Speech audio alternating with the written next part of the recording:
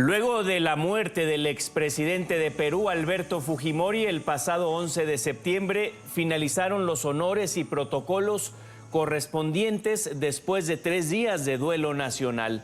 El Gran Teatro Nacional de Perú acogió la velación del líder que fue altamente cuestionado durante su carrera política por distintos hechos que marcaron al país. De otro lado, su familia y simpatizantes rindieron homenaje en la misa de cuerpo presente celebrada justo antes de que fuera trasladado al Palacio de Gobierno, donde fue recibido por la presidenta Dina Boluarte. Finalmente llegaron sus restos al cementerio Campo Fe en Huachipa, en donde recibió el último adiós. Y en el medio del más profundo dolor y tristeza, quiero decirte también que tengo un poquito de serenidad en mi corazón. ¡Vamos, Campo! Porque finalmente, papito, eres libre. Eres libre del odio y de la venganza.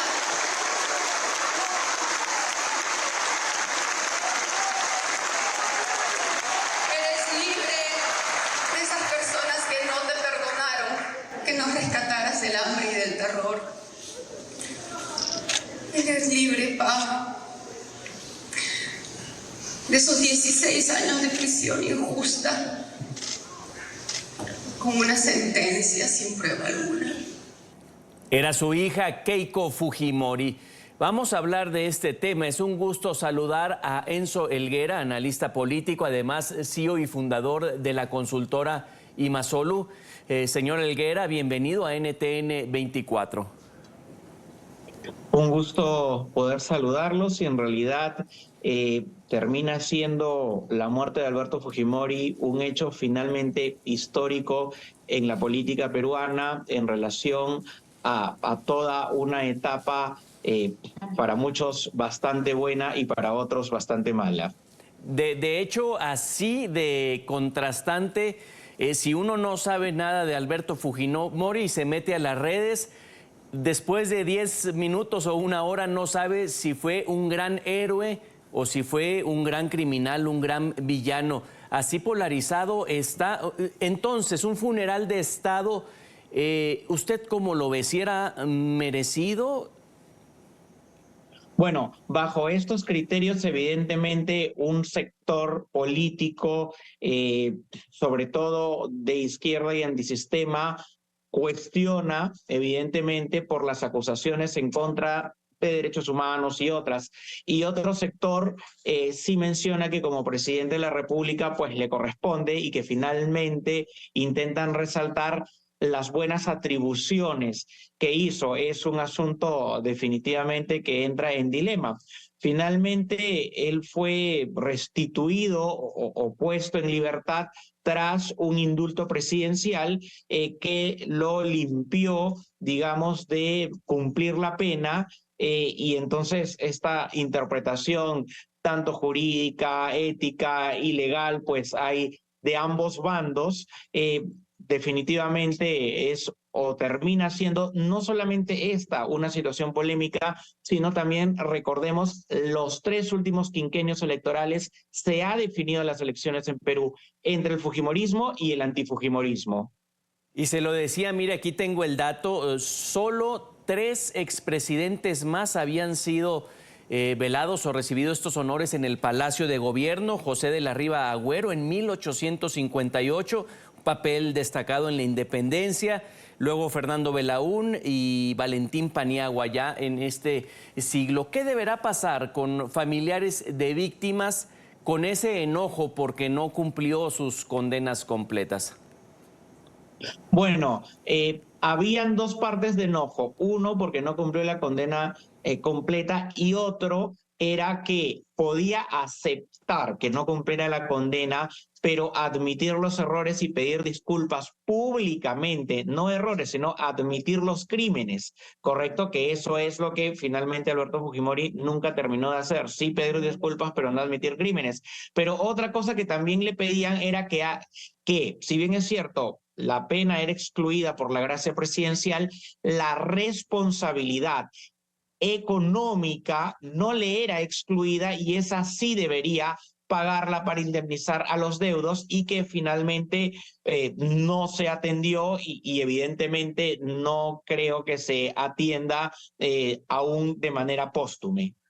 Apenas un mes atrás estaba aspirando o se mencionaba para competir por la presidencia del país. ¿Qué pasa con el fujimorismo de aquí en adelante? ¿Cuál es el rostro más representativo? ¿Quién hereda ello?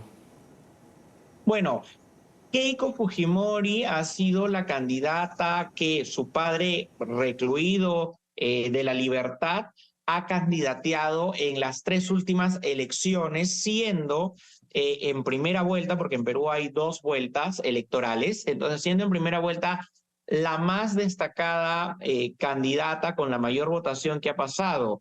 Y en las segundas vueltas ha perdido respectivamente en la primera elección por 3 puntos y en las otras 2 por 0,2%. Sin embargo, viene de un desgaste de pérdidas innecesarios. Y la segunda oportunidad dentro del Fujimorismo, o quienes tienen el apellido Fujimori, es Kenji Fujimori, el hermano que conecta de manera emotiva mucho más con el electorado, ya que Keiko termina siendo una política, si bien es cierto, bastante buena a nivel competitivo, pero muy fría y muy dura, incluso para mostrarse muy acongojada por la muerte de su padre, mientras que en el caso de Kenji Fujimori sí conectó con la susceptibilidad que despierta evidentemente la muerte de cualquier padre. Eso en cuanto a los posibles candidatos que podrían heredar y que además llevan el apellido Fujimori. Visualmente fuera de ellos no se le ha atribuido a ningún otro candidato o posible candidato presidenciable, por lo menos de momento, hacia el futuro de la presidencia 2026. Decíamos, Enzo, honores de Estado, el batallón Usares de Junín, 21 cabaretazos. Todo esto pues tiene que aceptarlo o dictarlo Dina Boluarte. ¿Cómo influye el fujimorismo en ella o ella necesita el movimiento para algún tipo de estabilidad, no sé, en el Congreso? Bueno, de hecho, existe una alianza entre la mayor parte del Parlamento y el Ejecutivo. Sin esta, evidentemente, la presidenta Dina Boluarte no sobreviviría porque es una presidenta que además no tiene partido político y que esto hace que dependa completamente de ellos. Ahora, es en la actualidad la fuerza más importante dentro de la composición parlamentaria, la de el fujimorismo precisamente. Así que, en definitiva, lo que el fujimorismo necesitaba, como los honores de Estado o los otros que sean necesarios, no creo que la presidenta Dina Boluarte les vaya a poner algún tipo de obstáculos. También cabe precisar que algunos presidentes que, digamos, han perdido la vida, no han sido velados por decisión de la familia, porque finalmente es una atribución que toma estrictamente la familia en cuanto a la correspondencia de que el presidente sea velado con honores de Estado. Ahí está, vale la precisión. Entonces, no sé, Enzo, si de alguna manera senta un precedente a nivel regional, por lo menos, que no importa si desmantelaste instituciones democráticas, si violaste derechos humanos o que uno robe, si dejas bien al país en ciertas cosas como la economía, todo se puede olvidar. No sé si algunos líderes que tú veas estén pasando por lo mismo. A mí me vino a la mente AMLO. Bueno, definitivamente hay una especie de doble moral. ¿Por qué? Por un lado, evidentemente, lo positivo de un gobierno no puede ir en contra ni de derechos humanos, ni de corrupción corroborada, ni de cualquier otro delito, porque el presidente, al ser el primer personaje que encarna a la nación, debe ser ejemplar. Sin embargo, hay una temporada actual en donde este tipo de acciones ya no son exactamente vistas con la exigencia de la ciudadanía que antes tenía. La clase política en general, y no solamente hablo de Perú, sino en América Latina, actualmente construye estereotipos de personajes que no han tenido no solo formación política, y por ende la clase de atribuciones negativas que tienen se les suele familiarizar con errores más de carácter personal y se les suele pasar por alto para terminar solamente resaltando aquellos temas positivos que pueda tener el personaje político. Atrás quedó la condena moral, la condena social en relación a este tipo de acciones. Hoy por hoy muchos candidatos postulan con antecedentes o incluso con sentencias, por lo menos en Perú ya es algo admitido. Entonces, estamos hablando de parlamentos que finalmente, al ser populistas, terminan acomodando normas y reglas electorales para que todos encajen en esos estereotipos. Enzo, coméntanos algo de este cementerio de Huachipa. Tú como local, el resto del continente no sabemos.